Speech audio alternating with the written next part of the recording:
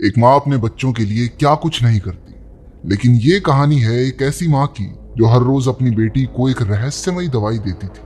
आखिर क्या है इस गोली का राज? फिल्म की शुरुआत होती है एक हॉस्पिटल के ऑपरेशन थिएटर से, जहाँ कुछ डॉक्टर्स समय से पहले जन्मे एक नवजात शिशु को बचाने की कोशिश में जुटे थे। कुछ देर बाद बच्चे की माँ डायन शर्मन को बच्चे की हालत देखने के लिए बुलाया जाता है। वो ये जानना चाहती थी कि क्या उसका बच्चा ठीक हो जाएगा। सीन बदलता है और हम देखते हैं क्लोई नाम की एक लड़की को। उसे अस्थमा, डायबिटीज, पैरालिसिस के साथ साथ 5 और तरह की गंभीर बीमारियां थी। घर पर कई सारी दवाइयां लेना और रेगुलरली अपने ब्लड शुगर लेवल को चेक करना उसके रोजमर्रा के कामों में आता था। क्लोई एक बहुत ही होशियार लड़की है जो अपने शहर की जानी मानी यूनिवर्सिटी से आगे की पढ़ाई करना चाहती है। उसने यूनिवर्सिटी में दाखिले के लिए फॉर्म भी भर दिया था। जब भी घर पर कोई लेटर आता वो बहुत उत्सुक हो जाती, ये सोचकर कि शायद वो यूनिवर्सिटी की तरफ से होगा। लेकिन अफसोस, यूनिवर्सिटी से कोई लेटर आया ही नहीं। क्लोई एक बहुत ही जिज्ञासु लड़की है जिसे नए नए एक्सपेरिमेंट्स करना बहुत अच्छा लगता है। वो इंटरनेट से सीख कर घर पर अजीबोगरीब चीजें बनाती रहती है। एक दिन जब वो पढ़ रही थी तो उसे एक गाड़ी की आवाज सुनाई दी। उसे लगा कि ये सामान पहुंचाने वाली गाड़ी है, लेकिन जब उसने बाहर झांक कर देखा तो पता चला कि उसकी माँ बाजार से कुछ सामान लेकर घर वापस लौटी थी। उसकी माँ फोन पर किसी से बात कर रही थी। इस दौरान उसने डब्बे में झांक कर देखा और उसमें से कुछ चॉकलेट्स निकाल ली। वहां पर उसकी नजरें एक हरे रंग की दवाई की शीशी पर पड़ी, जिस पर डायन शर्मन यानी कि उसकी माँ का नाम लिखा था। लेकिन उसके हिसाब से तो उसकी माँ को कोई बीमारी नहीं थी। तो आखिर ये दवाई है किस चीज की? रात को क्लोई की माँ सोने से पहले उसे कुछ दवाइयां देती है। क्लोई तुरंत पहचान गई कि उन दवाइयों में एक हरा कैप्सूल भी था जो उसने पहले देखा था। उसने इस बारे में अपनी माँ से पूछा, लेकिन वो कहती है कि असल में क्लोई की ही दवा है और शीशी पर दुकान वाले दवाई खरीदने वाले का नाम लिखते हैं। क्लोई उसकी माँ के इस जवाब से पूरी तरह संतुष्ट नहीं थी, लेकिन अपनी माँ पर भरोसा करते हुए उसने अपनी दवाई ली और सीधा सोने चली गई। अगले दिन जिज्ञासा से भरकर उसने दवाइयों के डब्बे से वो शीशी निकाली और देखा कि दवाई का नाम ट्राइगॉक्सिन था। लेकिन उसे ये बात बड़ी अजीब सी लगी कि उस दवाई की शीशी पर अब उसका नाम लिखा था। लेकिन जब उसने वो स्टिकर उतारा तो पीछे डायन शर्मन का ही नाम था। उस रात सोने से पहले क्लोई को वही सारी दवाइयां फिर से दी गई, लेकिन इस बार क्लोई ने वो हरी गोली निगली नहीं और बाहर निकालकर जांच के लिए अपने पास रख ली। उसकी माँ के सोने के बाद क्लोई जल्दी से नीचे गई और अपने कंप्यूटर में ट्राइगॉक्सिन के बारे में जानकारी ढूंढने लगी। हालांकि उसे कुछ पता नहीं लग पाया क्योंकि इंटरनेट में कुछ प्रॉब्लम थी। कंप्यूटर चलाते वक्त उसे यह एहसास नहीं हुआ कि कोई कमरे के कोने से उसे देख रहा था। जब उसके पास कोई और तरीका नहीं बचता तो क्लोई अनजान लोगों को फोन करके उन्हें कहती है कि इंटरनेट से देखकर उसे ट्राइगॉक्सिन के बारे में बताएं। पता चलता है कि ट्राइगॉक्सिन दिल की दवाई है, लेकिन अजीब बात यह थी कि ट्राइगॉक्सिन असल में एक लाल कैप्सूल है। उसे शक हो गया कि उसकी माँ उससे कुछ तो छुपा रही है। क्लोई के मन में अब भी बहुत सारे सवाल थे। घर से बाहर निकलने के लिए उसने अपनी माँ से फिल्म देखने के बारे में पूछा। जब वो सिनेमा हॉल में थे तो क्लोई ने डायन से पूछा कि उसे टॉयलेट जाना है। वो थिएटर से निकलकर पास की दवाइयों की दुकान पर पहुंची। वो केमिस्ट से अपनी माँ द्वारा दी गई हरी दवाई के बारे में पूछती है। वो जानना चाहती थी कि आखिर ये दवाई है किस लिए। केमिस्ट ने जब वो कैप्सूल देखा तो कुछ समझ नहीं पाई, क्योंकि वो दवाई असल में ट्राइगॉक्सिन थी ही नहीं, बल्कि वो राइडोकेन नाम की एक दवाई थी जो आमतौर पर कुत्तों के लिए इस्तेमाल की जाती है। ये सुनकर क्लोई हैरान रह गई। उसने केमिस्ट से पूछा कि अगर इंसान ये दवाई लेंगे तो क्या होगा। केमिस्ट ने जवाब दिया कि अगर कोई इंसान ये दवाई लेगा तो वो आधे या पूरे शरीर से पैरालाइज हो सकता है। डायन क्लोई को ढूंढते हुए भागती हुई उस स्टोर में आई और बेहोशी की दवा का एक इंजेक्शन क्लोई की टांग में लगा दिया। उसकी माँ उसे घर वापस ले आई। उसने क्लोई को कमरे में बंद कर दिया और खुद बाहर निकल गई एक नई लकवे की दवाई लेने जो वो काफी समय से इंटरनेट पर ढूंढ रही थी। क्लोई ने उठने पर महसूस किया कि उसकी माँ ने उसे कमरे में बंद कर दिया था। क्लोई ने दरवाजे का ताला खोलने की कोशिश की, लेकिन उसकी माँ ने इस सब का अंदाजा पहले ही लगा लिया था और वो दरवाजे को एक लकड़ी से इस तरह बंद करके गई थी कि अगर वो लॉक खोल भी ले तो दरवाजा नहीं खुलेगा। पर क्लोई ने भी हार नहीं मानी। उसे साइंस का इस्तेमाल करके शीशे को तोड़ना आता था। वो अपने साथ एक कंबल, सॉडर और मुंह में पानी लेकर निकल पड़ी। वो अपने कमरे की खिड़की से बाहर निकलकर जैसे तैसे रेंगती हुई दूसरे कमरे तक पहुंची। सॉडर की गर्मी और पानी का इस्तेमाल करके उसने कांच को तोड़ दिया और कंबल को खिड़की पर डालकर आगे बढ़ी ताकि टूटे हुए कांच से अपने शरीर को बचा सके। खिड़की से अंदर आते ही उसकी सांस फूलना शुरू हो गई। वो अपना अस्थमा का पंप अपने साथ लाना भूल गई थी। क्लोई फिर भी जैसे तैसे रेंगते हुए अपने कमरे में पहुंची और अपना अस्थमा वाला पंप लिया। वो फौरन अपनी व्हील चेयर में बैठकर घर से बाहर निकलने के लिए चली, लेकिन उसकी माँ ने लिफ्ट को भी तोड़ दिया था। उसने बड़ी मुश्किल से अपनी व्हील चेयर को नीचे गिरा दिया और सीढ़ियों पर रेंग कर जाना शुरू किया, लेकिन अचानक वो फिसल कर सीढ़ियों से लुढ़क गई।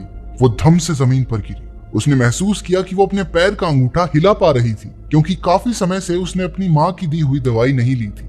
उसे यकीन होने लगा था कि उसकी माँ ही उसकी इस हालत की जिम्मेदार है। क्लोई फौरन अपनी व्हील चेयर में बैठकर घर से बाहर शहर की ओर जाने वाली सड़क पर चली। तभी उसे एक गाड़ी के आने की आवाज सुनाई देती है। क्लोई को डर था कि ये उसकी माँ की गाड़ी होगी, इसलिए वो तुरंत झाड़ियों के पीछे छुप गई। पता चला कि वो गाड़ी डाकिया की थी जो उनके घर एक चिट्ठी देने आया था। क्लोई अचानक से सड़क पर आई जहां उसकी गाड़ी से टक्कर होते होते बची।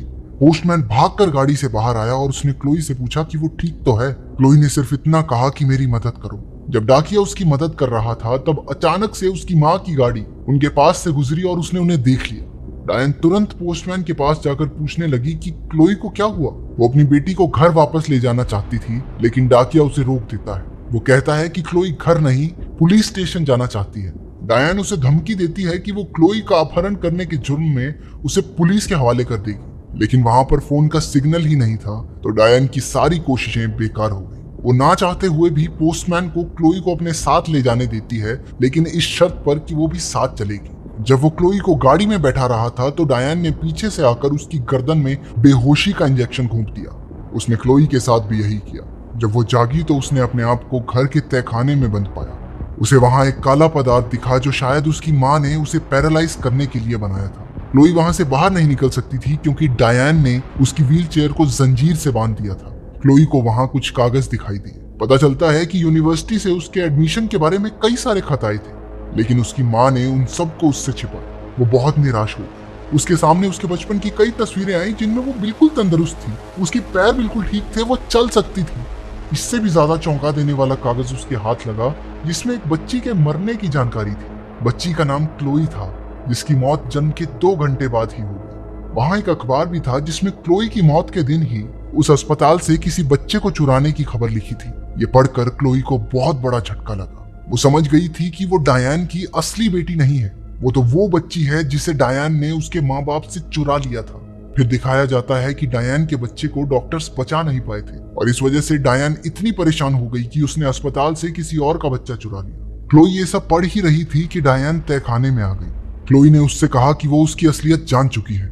वो जानती है कि डायन उसकी माँ नहीं है और उसी ने उसे दवाइयां खिला खिला कर बीमार और अपाहिज बना रखा है। डायन कहती है कि उसने ये सब इसलिए किया क्योंकि उसे क्लोई से प्यार है। वो क्लोई की दवाइयां फेंक कर उसे सब कुछ भूल कर पहले जैसा हो जाने को कहती है। क्लोई अब भी डरी हुई थी। उसे अपनी माँ की बातों पर विश्वास नहीं था, लेकिन अब डायन के धैर्य की सीमा पार हो गई। उसने एक इंजेक्शन में वो काला पदार्थ भर लिया। क्लोई बुरी तरह से डर गई और जल्दी से एक अलमारी के पीछे छिपकर उसने दरवाजा बंद कर दिया।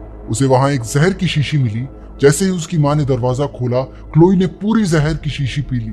डायन अपनी बेटी को मरता देख जोर जोर से रोने लगी। क्लोई को तुरंत अस्पताल ले जाया गया। डॉक्टर्स बड़ी मुश्किल से उसे बचाने में कामयाब रहे, लेकिन अभी कुछ समय तक उसे हिलने जुलने और बात करने में काफी मुश्किल होने वाली थी। क्लोई ने अपनी माँ को कमरे की खिड़की से उसकी तरफ घूरते हुए देखा।